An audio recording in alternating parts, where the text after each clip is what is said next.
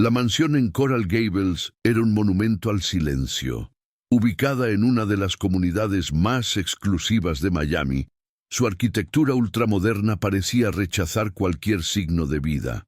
Las paredes de cristal reflejaban un cielo impecable, pero no dejaban entrar el calor. El mármol pulido bajo los pies siempre estaba frío, y los muebles de diseño, dispuestos con una precisión milimétrica, parecían piezas de un museo intocable. Cada rincón olía a limpio, a desinfectante caro, pero no a hogar. Era un espacio diseñado para impresionar, no para acoger.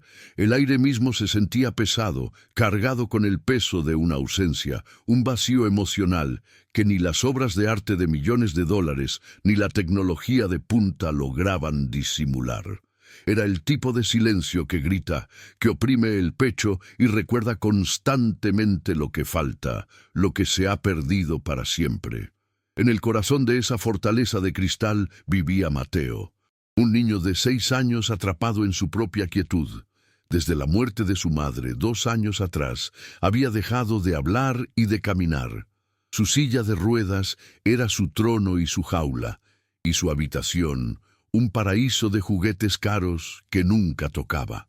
Sus ojos, grandes y de un color avellana profundo, eran las únicas ventanas a un alma que observaba el mundo sin participar en él.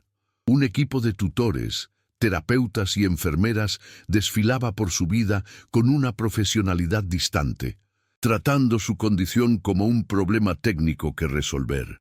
Le hablaban con frases ensayadas y le ofrecían estímulos programados, pero ninguno se atrevía a cruzar la barrera invisible que el niño había construido a su alrededor. Estaba rodeado de gente, pero profundamente solo. Elena Reyes, la nueva empleada de limpieza, era una mujer sencilla que no encajaba en ese entorno. A sus 50 y tantos años, su rostro estaba surcado por las líneas de una vida de trabajo, pero sus ojos conservaban una serenidad inquebrantable. Mientras pulía el marco de una ventana en la habitación de Mateo, comenzó a tararear una vieja canción de cuna en español. No lo hizo para llamar la atención del niño, sino por pura costumbre, un eco de su propia infancia que la acompañaba en las tareas monótonas. Era una melodía simple, casi un susurro, que hablaba de lunas de plata y barcos de papel. A diferencia de todos los demás, que trataban a Mateo con una cautela casi clínica, Elena se movía con una naturalidad desarmante, como si la presencia silenciosa del niño fuera la cosa más normal del mundo. Fue entonces cuando algo rompió la monotonía del silencio. Elena, al pasar junto a un gran espejo que cubría una de las paredes, vio un movimiento casi imperceptible en el reflejo. Mateo, que siempre mantenía la mirada fija en un punto abstracto del suelo, había girado ligeramente la cabeza en su dirección. Sus ojos ya no estaban perdidos, sino enfocados en ella. Luego, vio algo más. El dedo índice de su pequeña mano, que siempre reposaba inerte sobre el brazo de la silla, se movía rítmicamente, un espasmo diminuto que intentaba seguir la cadencia de la melodía. El corazón de Elena dio un vuelco. No fue sorpresa lo que sintió, sino una ola de compasión tan inmensa que casi le corta la respiración. En ese instante, supo que había encontrado una llave, una pequeña grieta en el muro de silencio que nadie más había logrado ver. La coraza de Alejandro Morales había sido forjada en las salas de juntas más competitivas del mundo. Era un hombre acostumbrado a medir el éxito en cifras, en adquisiciones y en el temor respetuoso de sus rivales. Su oficina, en el último piso de un rascacielos que arañaba el cielo de Miami, estaba adornada con premios que eran testimonio de su genio para los negocios, pero se sentía tan vacía como su hogar. Cada noche, al regresar a la mansión silenciosa, se enfrentaba a su único e irresoluble fracaso, su propio hijo. Mateo era una ecuación que no podía resolver con dinero, una herida que su poder no podía curar. La culpa era una sombra constante que lo seguía desde la opulencia de su despacho hasta el pasillo desolado que llevaba a la habitación del niño. Un recordatorio perpetuo de que el hombre que podía conquistar mercados era incapaz de alcanzar el corazón de su hijo. No siempre había sido así. Alejandro recordaba una época en que la mansión respiraba vida, cuando las paredes de cristal no eran barreras frías, sino lienzos para el sol que entraba a raudales. La risa de su esposa, Sofía, era la melodía que llenaba cada espacio.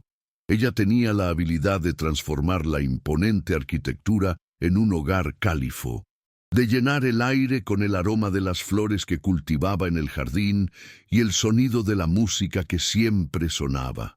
Recordaba a un Mateo pequeño corriendo por los pasillos de mármol, persiguiendo a su madre, sus carcajadas infantiles, haciendo eco en la casa.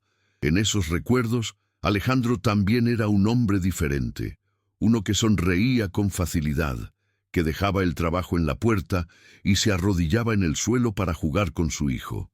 Pero esa vida, esa versión de sí mismo, había muerto con ella, sepultada bajo una lápida de dolor y silencio. Elena Reyes, por su parte, conocía el lenguaje del dolor de una manera distinta. No era la pérdida abrupta y trágica que había destrozado a Alejandro, sino el lento desgaste de una vida de sacrificios. Había enviudado joven y había criado a sus hijos con el sudor de su frente, trabajando en casas ajenas, limpiando los vestigios de vidas que no eran la suya. Sus manos, aunque ahora pulían mármol importado, habían cambiado pañales, cocinado comidas sencillas y remendado uniformes escolares. Había aprendido que la dignidad no residía en la opulencia, sino en la resiliencia del espíritu. En Mateo no veía un caso clínico o una tragedia familiar de la alta sociedad. Veía la soledad universal de un niño que había perdido su ancla. Su compasión no nacía de la lástima, sino de un profundo reconocimiento, del entendimiento de que un corazón roto, sin importar su edad, solo anhela ser visto. Poco a poco, la rutina de la mansión comenzó a orbitar en torno a un nuevo centro de gravedad: las canciones de Elena. Ya no eran solo tarareos distraídos, sino ofrendas deliberadas de afecto. Cantaba viejos boleros mientras limpiaba los ventanales, susurrando letras sobre amores perdidos y esperanzas reencontradas. Entonaba nanas italianas que había aprendido de una vieja telenovela mientras doblaba la ropa del niño. Y Mateo respondía, no con palabras, pero sí con el lenguaje de su cuerpo cautivo. Sus ojos, antes vacíos, ahora seguían a Elena por la habitación. Sus dedos, antes inertes, a veces se crispaban al ritmo de una melodía particularmente dulce. Cada uno de estos gestos era una pequeña victoria contra el silencio, un brote de vida en un jardín que todos creían estéril, una prueba de que, bajo el hielo, el río de su alma todavía fluía. Esta nueva dinámica no pasó desapercibida. Ingrid, la enfermera jefe asignada a Mateo, una mujer de eficiencia germánica y nula calidez, observaba las interacciones de Elena con creciente desaprobación. Para ella, el enfoque de la empleada de limpieza era una violación del protocolo, una intromisión sentimental en un régimen estrictamente clínico. Se quejó formalmente al administrador de la casa, describiendo las canciones como estímulos no controlados que podrían generar dependencia emocional inapropiada. La tensión entre la rigidez profesional y la calidez humana se hizo palpable, un recordatorio de lo fácil que es desestimar aquello que no se puede medir o cuantificar. Es increíble cómo a veces el mundo intenta apagar las pequeñas luces de esperanza. Si historias como esta te conmueven, tu suscripción nos ayuda a seguir compartiendo estas batallas silenciosas. Alejandro, por su parte, se convirtió en un espectador clandestino de esta transformación. Empezó a inventar excusas para llegar a casa antes, solo para poder observar, desde la sombra del pasillo, la extraña y milagrosa conexión que florecía en la habitación de su hijo. Veía a Mateo seguir a Elena con la mirada, una chispa de interés en sus ojos que no había visto desde el funeral de Sofía. Cada vez que escuchaba la voz suave de Elena cantando, sentía una mezcla conflictiva de gratitud y una profunda y amarga vergüenza. ¿Cómo era posible que una extraña, una simple empleada, hubiera logrado en semanas lo que él, con todo su dinero y poder, no había conseguido en 2 años? La pregunta lo atormentaba, exponiendo la dolorosa verdad de su propia impotencia y el abismo que él mismo había creado entre él y su hijo. Un atardecer, la escena que presenció lo rompió por completo. Elena había encontrado un viejo álbum de fotos de Sofía y se había sentado en el suelo, cerca de la silla de ruedas de Mateo. Sin decir una palabra, comenzó a pasar las páginas lentamente, tarareando una melodía suave y melancólica que Sofía solía cantar. Señaló una foto de su madre sonriendo con Mateo de bebé en sus brazos. Con una lentitud agonizante, el niño levantó su mano temblorosa y posó la punta de su dedo índice sobre el rostro sonriente de su madre en la fotografía. Fue un contacto mínimo, un gesto de anhelo tan puro y desgarrador que a Elena se le llenaron los ojos de lágrimas. En ese toque se concentraban 2 años de duelo silencioso, de una pérdida demasiado grande para ser expresada con palabras. Desde el umbral de la puerta, Alejandro vio el gesto y sintió como si una daga le atravesara el pecho. El aire se le escapó de los pulmones. No era solo el dolor de ver a su hijo anhelando a su madre, era la envidia corrosiva de ver esa conexión facilitada por otra persona. Vio la confianza en los ojos de Mateo mientras miraba a Elena, una confianza que a él, su propio padre, le había sido negada. Incapaz de soportar la escena, se retiró a su estudio, cerró la puerta y se sirvió un whisky con manos temblorosas. El reflejo en la ventana le devolvió la imagen de un hombre poderoso y exitoso, pero en ese momento se sintió como el mayor de los fracasos. A veces, el momento más difícil es cuando te enfrentas a tu propio espejo y no te gusta lo que ves. Saber que no estás solo en esa lucha es lo que nos impulsa a contar estas historias. La llegada de Beatrice, la madre de Alejandro, fue como una ráfaga de viento ártico en la incipiente primavera que comenzaba a florecer en la casa. Una mujer esculpida en la alta sociedad, para quien las apariencias y el control lo eran todo, desaprobó de inmediato la cercanía entre Elena y su nieto. Con una mirada despectiva, se refirió a Elena como la empleada, y le advirtió a su hijo que tal familiaridad era peligrosa y sentaba un mal precedente. Su solución era predecible y drástica: una clínica exclusiva en los Alpes suizos, un lugar aséptico y carísimo donde, según ella, el trauma de Mateo sería gestionado profesionalmente, lejos de las influencias sentimentales y poco higiénicas de una sirvienta. Beatrice representaba el mundo del que Alejandro intentaba escapar, un mundo que valoraba la reputación por encima de la recuperación. La presión sobre Alejandro se volvió insoportable. Por un lado, tenía la insistencia de su madre y el escepticismo de los médicos, quienes veían el progreso de Mateo como anecdótico y sin base científica. Por otro, tenía la evidencia irrefutable de sus propios ojos, la luz que volvía lentamente a la mirada de su hijo. Estaba atrapado entre la lógica fría que había guiado toda su vida y una nueva e incómoda fe en la intuición y el afecto. La clínica suiza representaba una salida fácil, una forma de delegar su responsabilidad una vez más, de pagar para que otros solucionaran el problema.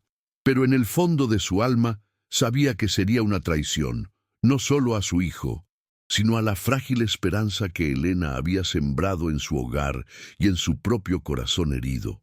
Entonces, la desgracia golpeó.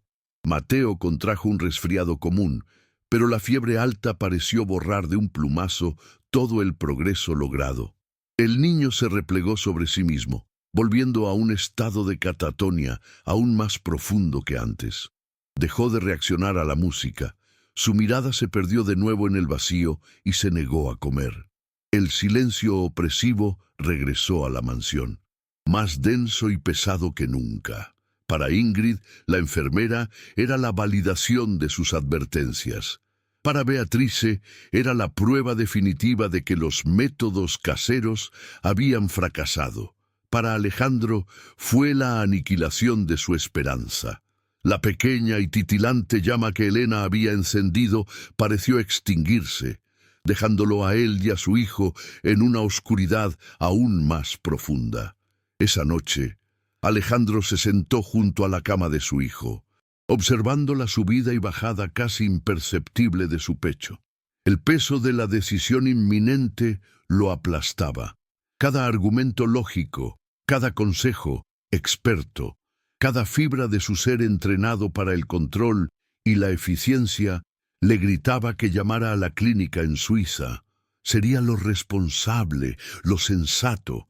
Pero entonces recordó el dedo de su hijo sobre la fotografía de su madre, la forma en que sus ojos seguían a Elena por la habitación, el fantasma de una sonrisa provocado por una simple canción de cuna.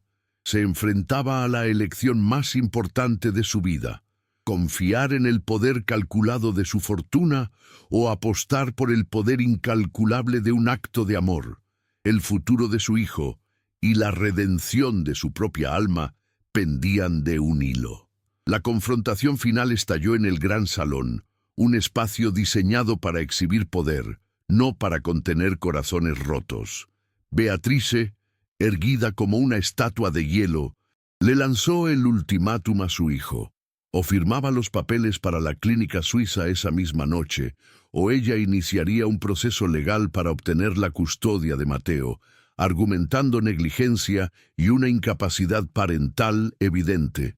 No permitiré que el legado de esta familia sea manchado por tus fracasos sentimentales, declaró, su voz cortante como el cristal. Elena estaba de pie junto a la puerta, con una pequeña maleta a sus pies, lista para ser despedida. Observaba la escena con una dignidad silenciosa. Su dolor no era por la pérdida del empleo, sino por el niño que dejaba atrás. Alejandro, atrapado entre la tiranía de su madre y la silenciosa súplica en los ojos de Elena, se sentía como un hombre ahogándose en tierra firme. Con Alejandro vacilando, Beatrice giró su furia hacia el blanco más fácil, se acercó a Elena, su rostro una máscara de desprecio. Usted, siseó, con sus cancioncitas y sus remedios de pueblo. ¿Qué esperaba conseguir? ¿Asegurarse un lugar en el testamento? La acusó de manipular a un niño indefenso, de usar su trauma para su propio beneficio. Señaló con un dedo enjollado a Mateo, inmóvil en su silla. Mire su obra. Lo ha destrozado. Lo ha dejado peor que antes. Este silencio es su culpa. Elena no se defendió. Simplemente miró al niño, y en un susurro que apenas rompió el aire tenso, dijo: «Lo siento, mi niño, te fallé». Sus lágrimas no eran de humillación, sino de un amor puro y desinteresado, una ofrenda final a un alma que sentía que no había podido salvar. Dentro de la niebla que era su mente, la voz rota de Elena fue como un relámpago. Mateo, que parecía ajeno a todo, había estado observando. Vio la crueldad en el rostro de su abuela, la derrota total en la postura de su padre y, sobre todo, vio las lágrimas de la única persona que le había devuelto el sol. Un instinto primario, más fuerte que el trauma y el silencio, se encendió dentro de él. El miedo a perder a Elena, a ser enviado a un lugar frío y desconocido, a ver a su padre rendirse por completo, se fusionó en una fuerza abrumadora. Por primera vez en 2 años, no solo quería reaccionar, necesitaba actuar, necesitaba salvarlos a todos. Fijó sus ojos en la figura arrodillada de su padre, un hombre que de repente no parecía un gigante inalcanzable, sino alguien tan perdido como él. Con un esfuerzo que pareció concentrar toda la energía de su pequeño cuerpo, Mateo se aferró a los brazos de su silla de ruedas. Sus piernas, débiles por el desuso, temblaron violentamente. Beatrice ahogó un grito, incrédula. Alejandro levantó la vista. Sus ojos se abrieron como platos. Lentamente, con una determinación agónica, Mateo se puso de pie. Se tambaleó, sus tobillos luchando por soportar su peso. El silencio en la sala era ahora sagrado, expectante. Dio un paso vacilante sobre el mármol frío, luego otro. Cada movimiento era un milagro. Cruzó el espacio que lo separaba de su padre y con la voz ronca y frágil de quien no la ha usado en una eternidad, pronunció la palabra que lo cambiaría todo, la única palabra que importaba en el universo entero: papá. Esa palabra fue la llave que abrió las compuertas del alma de Alejandro. Se derrumbó de rodillas, el sonido de su sollozo haciendo eco en el salón. No era un llanto de tristeza, sino de liberación catártica. Abrió los brazos y Mateo se desplomó en ellos, aferrándose a su padre con una fuerza desesperada. Por primera vez desde la muerte de Sofía, Alejandro no estaba sosteniendo un problema, sino a su hijo. Lloró por los años perdidos, por su ceguera, por la inmensa gratitud que sentía hacia la mujer que seguía de pie junto a la puerta. Por encima del hombro de su hijo, su mirada se encontró con la de Elena, y en sus ojos no había más que un agradecimiento infinito. Beatriz se observaba derrotada, su mundo de control y apariencias, hecho añicos por el poder de un amor que nunca podría comprender. El silencio de la mansión se había roto para siempre. Si esta historia te ha conmovido hasta las lágrimas, suscríbete, porque cada nuevo miembro nos da la fuerza para seguir encontrando luz en la oscuridad. La derrota de Beatrice fue tan silenciosa como la mansión lo había sido alguna vez. Sin una palabra más, recogió su bolso de diseñador y se marchó, su rígida figura desapareciendo en la noche, expulsada no por una orden, sino por la irrefutable evidencia de un amor que ella nunca podría cuantificar. Alejandro no la vio irse. Sus ojos estaban fijos en su hijo y luego en Elena. Con una voz que aún temblaba por la emoción, le pidió que se quedara. No como una empleada, sino como la guardiana de su milagro, como una parte indispensable de su renacida familia. Le ofreció el puesto de gobernanta, pero el título era una mera formalidad.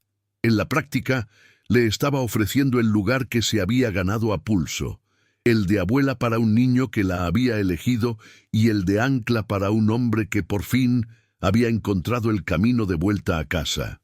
En los meses siguientes, el mundo de los negocios fue testigo de un cambio sísmico. Alejandro Morales, el titán de la tecnología, comenzó a desmantelar partes de su imperio. Vendió divisiones enteras de su compañía, una decisión que los analistas de Wall Street calificaron de locura, pero que para él era el acto más cuerdo de su vida, con los fondos y, más importante aún, con su tiempo recién liberado, creó la Fundación Sofía Morales. Su misión era simple y profunda: llevar la musicoterapia a niños que, como Mateo, se habían perdido en el silencio del trauma. Elena, con su humildad característica, se convirtió en la asesora principal del proyecto. Su enfoque, basado en la conexión humana, la paciencia y las melodías del corazón, fue bautizado como el Método Elena y se convirtió en un faro de esperanza para cientos de familias que habían perdido la suya. La mansión de Coral Gables también se transformó. El mármol frío fue cubierto con alfombras suaves, donde padre e hijo pasaban horas armando legos y leyendo cuentos. Las paredes de cristal, que antes reflejaban un vacío opulento, ahora enmarcaban las risas de Mateo mientras corría por el jardín. Un gran piano de cola ocupó el centro del salón principal, y sus notas, a menudo tocadas a cuatro manos por Alejandro y su hijo, reemplazaron el silencio opresivo de antaño. Elena llenó la cocina con los aromas de la comida casera y la casa con el calor que solo un verdadero hogar posee. El espacio, antes un monumento a la ausencia, se convirtió en un santuario de segundas oportunidades, un testimonio viviente de que las estructuras más frías pueden ser llenadas con el más cálido de los afectos. 5 años después, en una tarde soleada, la música que emanaba de la casa no era solo la de un piano, sino la de una pequeña orquesta de amigos de Mateo celebrando su 11º cumpleaños. Alejandro lo observaba desde la terraza, no como un CEO observando una inversión, sino como un padre maravillado por la belleza de la vida. A su lado, Elena sonreía, su rostro surcado por líneas de felicidad. Habían demostrado que la cura más poderosa no se compra en una clínica exclusiva ni se prescribe en un consultorio, sino que nace de un acto de bondad, de una simple canción tarareada en el momento justo. El mundo necesita más relatos que nos recuerden que la esperanza puede tener la melodía más sencilla.